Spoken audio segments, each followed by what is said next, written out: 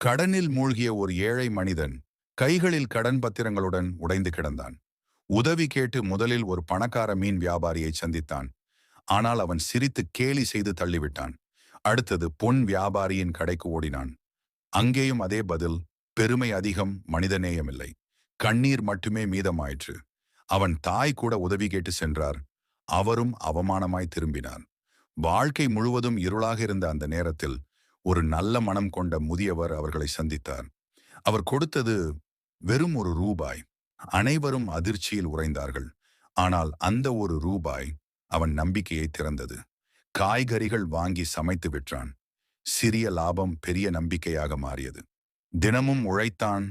ஒன்று இருந்தது 10ஆக, 10 இருந்தது 100ஆக, 100 இருந்தது 1000ஆகியது. ஒரு நாள் அவனை மறுத்த அதே மனிதர்கள் அவனிடம் உணவு வாங்க வரிசையில் நின்றனர். இப்போது அவனின் கண்களில் பயமில்லை, நம்பிக்கையின் ஒளி மட்டும்.